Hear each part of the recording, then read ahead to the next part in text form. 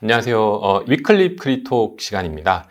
이번 주 위클리 크리톡은 시장에 지금 두 가지 이슈가 많이 있는데요. 한 이슈는 사이클이 종료되었다.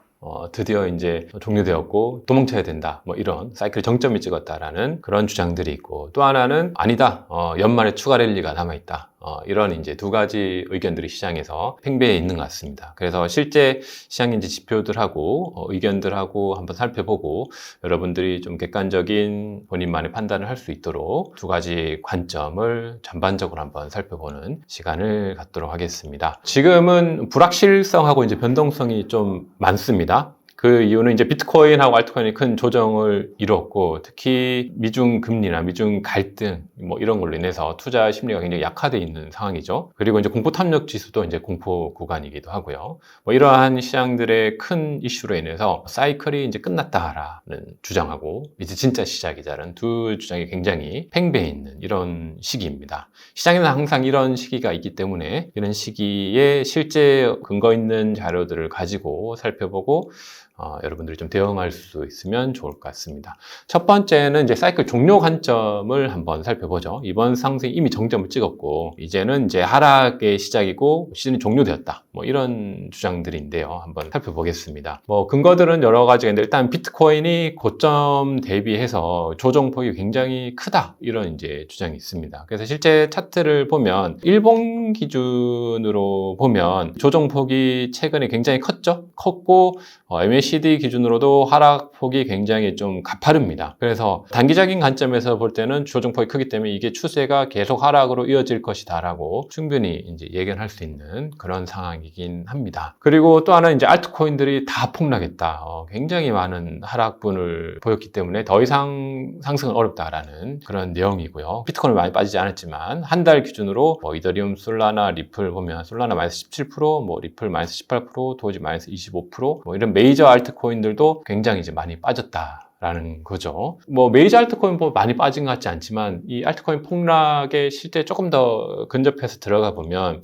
중소형들, 그리고 나름 메이저들, 메이저급에서 시총 100위권 혹은 100위권보다 좀 더 큰, 그래도 이제 알트코인 투자하는 사람들이 포트폴리오에 담고 있는 그런 이제 코인들이죠. 그런 코인들의 90일간의 등락폭을 보면 실제로 많이 빠졌습니다. 좀 그나마 메이저들은 10%, 20%대이지만 여기 그룹들을 보면 30, 40, 50%, 60%죠. 그래서 실제 알트코인 투자자 입장에서는 이 메이저 중에서도 그래도 인정받는 코인들이 90일간 50%까지 빠진 거잖아요. 굉장히 두려운 수치죠. 그래서 충분히 이런 폭락 이후에는 시장이 종료된 적이 많기 때문에 그렇게 충분히 주장할 수 있는 근거라고 보여지긴 합니다. 그래서 굉장히 알트코인들이 많이 빠졌어요. 그래서 이걸 가지고 이제 주장을 하고 있고요. 그리고 또 한 가지는 뭐 이런 주장도 있습니다. ETF 유입이 둔화되었고 거래량이 굉장히 감소했다. 라는 이제 이슈고요. 뭐 실제는 많이 빠지지는 않았지만 ETF 같은 경우는 계속 유입과 빠지는 것이 반복되었습니다. 그래서 최근에 10월 달에는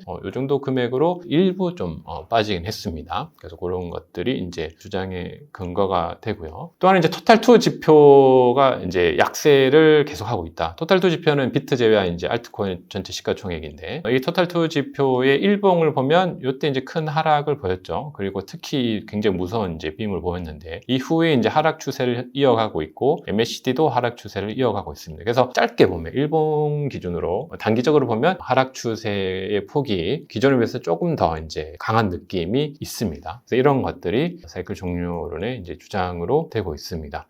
또 하나는 이거는 조금 더 이제 근거가 있을 수 있는데요. 미중 갈등으로 인해서 시장이 전반적으로 많이 미국 시장이랑 빠졌죠. 근데 미국 시장 나스닥이랑 코인 시장을 보면 너무 이게 차이가 난다는 거예요. 그래서 유동성이 나스닥 포함한 이제 미국 시장 쪽으로 계속 흘러가는, 주식 시장 쪽으로 흘러가는데 계속 우상향하고 있죠. 근데 비트코인 시장은 이 변동성이 심하다는 거죠. 많이 빠지고 있다는 거죠. 여기 차트를 보면. 사실 그래서 유동성이 이제 비트코인을 포함한 이제 암호화폐 시장으로 아예 들어오지 않는 거 아니냐. 미국 시장에 좋은데 굳이 이 코인 시장에 투자할 필요가 있냐, 뭐 이런 이슈들도 시장에 좀 제기가 되고 있습니다. 그래서 단기적으로 보면 이런 이슈들도 충분히 이제 근거가 있는 이유라고 볼 수 있을 것 같아요. 그래서 이제 사이클이 종료됐다라는 이제 주장에 대한 이제 근거들을 전반적으로 좀 핵심적인 것만 좀 살펴봤습니다. 그래서 저희 이야기를 들으면 정말 이제 사이클이 종료된 것 같기도 하고 굉장히 위협을 느끼죠. 충분히 그럴 수 있는 시장 상황이긴 합니다. 또 하나 이제 연말 추가 랠리로 했는데 지금은 상승 전에 숨고르기 이제 구간이라는 주장인데요. 일단 시장 상황은 단기적으로 그렇지만 기관이 계속 매수하고 있다. 그래서 비트코인 보유 기업이 172곳을 돌파했습니다. 그래서 48곳이 지난 분기에 새롭게 진입한, 시장 상황은 좋지 않지만 기관들은 계속 늘어나고 있다라는 거죠. 이거는 비트코인을 장기적으로 봤을 때 굉장히 좀 불리시하게 보는 그런 입장들이죠. 또 하나 이제 ETF 현황인데요. ETF가 단기적으로 좀 빠지면 큰 그림으로 보면 2024년부터 올해까지 쭉 다 가져갔습니다. 그래서 큰 그림으로 보면 이 초록색이 이제 유입이고요. 빨간색이 빠져나간 건데 실제 최근에도 보면 유입이 훨씬 많죠. 훨씬 많고 빠져나간 거는 실제 별로 없습니다. 중간중간 이제 이렇게 빠져나가긴 하지만 큰 유입과 일부 조정, 또 유입과 조정, 유입과 조정, 이때는 이렇게 비슷하게 많이 빠졌죠. 그래서 유입과 조정, 유입과 일부 조정, 큰 유입과 조정이죠. 네, 그래서 이 최근에 많이 들어온 물량에 비해서 거의 별로 안 빠졌습니다. 물론 이제 시간을 두고 봐야겠죠. 그래서 현재 기준에서는 ETF는 아무 문제가 없다. 일시적으로 빠졌긴 했지만 지금까지 들어온 거에 비해서는 많이 빠지지 않았다라는 것을 우리가 확인할 수 있습니다. 이 정도 빠지면 좀 많이 빠진 거죠. 근데 지금은 그런 흐름은 아니다라는 거죠. 그리고 이제 중요한 게 이제 큰 그림, 사이클적으로 봤을 때 사이클 지표가 우리가 여러 가지 볼 수 있는 게 있는데요. 비트코인 이제 파이 사이클이라는 게 있습니다. 파이가 이제 뭐 3.14인데 뭐 그거랑 이제 연관이 있는데, 이 지표를 보는 방법은 뭐냐면 간단하게 설명을 드리면 111일 기준 이평선이 이렇게 파란 선이고요. 그 다음에 350일 이평선이 이렇게 있습니다. 근데 350일 이평선에서 현재 기준으로 곱하기 2를 한 수치가 요겁니다. 20만 불이고 111일 기준은 지금 11만 4천 불이죠. 그래서 이게 과거의 비트코인의 어떤 고점을 측정하는데 굉장히 유효한 지표인데, 과거의 고점을 보면 이렇게 고점들, 이렇게 이제 고점 이후 하락, 고점 이후 하락. 그러니까 비트코인 고점 찍으면 이제 하락을 할 거 아니에요. 그래서 고점 이후에 하락 시장이 연출됐을 때 350일 이평선이 111일 이평선 곱하기 2배 한 겁니다. 이게 크로스가 발생합니다. 우리가 보통 이제 뭐 데드 크로스라고 하듯이 이것도 그런 관점으로 크로스가 발생해요. 그러니까 같아지는 시점이 생기고 역전하는 거죠. 그때가 비트코인 사이클의 고점이다라고 하는 게 이제 BTC 이제 파이 사이클인데요. 그것을 보면 이렇게 이제 역전했는데 지금은 굉장히 갭이 큽니다. 20만 불, 11만 불, 이게 역전하려면 비트코인 한참 더 가야 되는 거죠.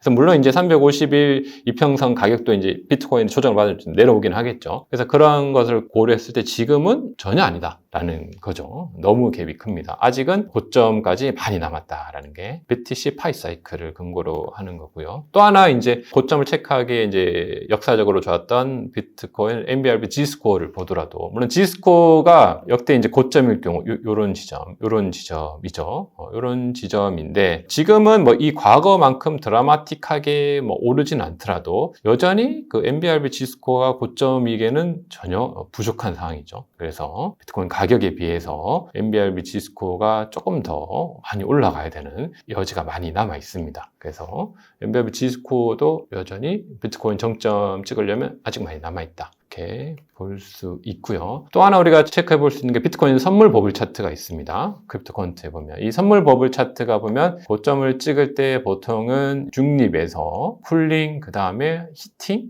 오버히팅까지 갑니다. 그런 뒤에 이렇게 이제 조정을 받는데, 최근에 오버히팅 이후에도 비트코인 가격은 계속 올랐습니다. 그리고 최근에 쿨링 단계에서 지금은 뉴트럴 단계로 바뀌었습니다. 쿨링에서 뉴트럴, 그죠? 그래서 이게 고점을 찍으려면 이 단계에서 다시 쿨링 단계, 다시 히팅 단계, 다시 오버히팅 단계까지 가야 됩니다. 그 오버히팅까지 가고 나서 조정이 온다면 그거는 고점 이후에 진짜 큰 조정일 수가 있습니다. 근데 아직은 그렇지 않다라는 거죠. 또 하나의 요거는 이제 비트코인 레인보우 프라이스인데 요거는 좀 신빙성은 좀 작긴 하지만 그래도 좀 참고는 해볼 수 있습니다. 비트코인 레인보우 기준으로 이제 고점이 이제 이 레인보우 위에 터치했을 때 거의 이제 위에 터치했을 때 이때 지금은 아직 멀었죠. 근처도 가지 않았습니다. 역대 이제 비트코인 사이클로 봤을 때 아직까지는 멀었다. 과거에 이제 드라마틱하게 많이 올랐고 비트코인 유동성도 많이 생겼고 지금 가격이 과거에 비해서 비트코인 가격이 이제 비싸다라고 느끼기 때문에 이게 비트코인이 고점이 아닌가라고 생각했지만 그렇지는 않다는 거죠. 온체인 지표도 그렇지 않고 비트코인은 아직 갈 길이 많이 남아 있습니다. 알트코인은 더 많이 남아 있고요. 그래서 그런 관점에서 사이클의 정점 이후에 조정은 아니다. 라는 거고요. 최근에 이제 많이 오른 분에 대해서 대외 변수로 인해서 조정 구간이다. 이렇게 보고 있는 거죠. 그래서 두 가지 입장을 다 같이 살펴봤습니다. 여러분들이 조금 더 이제 근거들을 찾아볼 수 있을 거예요. 그래서 찾아보시면 온체인 지표들을 같이 활용하시면 사람들의 주장보다는 실제 시장의 이제 지표들을 우리가 참고해서 결정하는 게 중요합니다. 우리들의 결정은 뭐 클릭 한 번으로 끝나지만 그게 엄청난 수익과 손실을 바로 결정 짓잖아요. 그래서 조금 더 고민해 보시고 온체인 지표들을 보시고 결정해도 늦지 않다. 그래서 어떤 확률 높은 전략을 우리가 세워야 되는데 시장의 방향성이란 것은 우리가 사실 아무도 모릅니다. 결론적으로 신이 아니잖아요. 그래서 아무도 모르지만 최대한 지표들을 가지고 그래도 근거 있는 것에 확률적으로 배팅을 하는 거죠. 그 배팅을 할 때 확률에 근거한 데이터들이 좀 더 풍부하면 좋겠죠. 그래서 풍부한 그 범위에서 정확한 해석을 할 때 조금 더 좋은 전략을 가져올 수 있고요. 그래서 이렇게 변동성이 좀 심할 때는 자기의 포트폴리오를 한번 점검해 보시고 현금 비중이 항상 넉넉하게 있어야겠죠. 그래서 더 만약에 시장이 폭락한다면 이게 또 기회가 될 수 있으니까 현금 비중의 여부 그리고 항상 매수할 때는 어느 정도 분할 매수하는 좋은 습관들을 가지고 있으면 이런 하락과 변동성이 심한 장이 오히려 이제 기회 시장이 될 수가 있습니다. 그리고 연말에 좀 주요 이벤트가 있습니다. 그래서 FOMC 연준에 이제 금리 인하 결정이 10월 30일 날 있기 때문에 이 금리 인하가 지금 확률이 굉장히 90% 이상으로 높죠. 그래서 금리 인하로 인해서 시장은 다시 한번 이제 반등의 기회가 남아있다. 이렇게 보실 수 있을 것 같습니다. 마지막으로 이 벤자민 그레이엄 굉장히 유명하죠. 워렌 버핏도 벤자민 그레이엄의 영향을 많이 받아서 굉장히 이제 가치 투자자로 많이 알려져 있는데 코인 투자든 뭐 주식 투자든 뭐 가치 투자든 뭐 트레이딩이든 뭐 어떤 투자든 투자의 기본 펀더멘탈과 멘탈 관리 그리고 어떤 핵심은 다 똑같습니다. 이런 이야기가 있습니다. 현명한 투자자는 비관주의에게 사서 낙관주의에게 파는 현실주의자이다. 굉장히 좋은 말이죠. 그래서 지금은 어떻게 보면 이 두 의견이 있죠. 시장이 굉장히 좋을 때는 낙관주의자들이 굉장히 우세를 가지고 시장이 좋지 않을 때는 비관주의자들이 굉장히 시장을 주도합니다. 근데 우리는 이제 비관주의자가 되어서도 안 되고 낙관주의자가 되어서도 안 되고 투자자들은 이 현실주의자가 돼야 됩니다. 그래서 시장의 객관적인 자료들을 최대한 객관적으로 분석해서 비관주의자들이 막 팽배할 때 그럴 때 이제 시장에 매도 물량이 많겠죠. 그럴 때 사서 시장이 굉장히 낙관주의자들이 이제 더 갑니다라고 막 외칠 때 그럴 때 우리가 이제 매도할 수 있는 그런 실력 있는 투자자들이 모두 되었으면 좋겠습니다. 네, 감사합니다.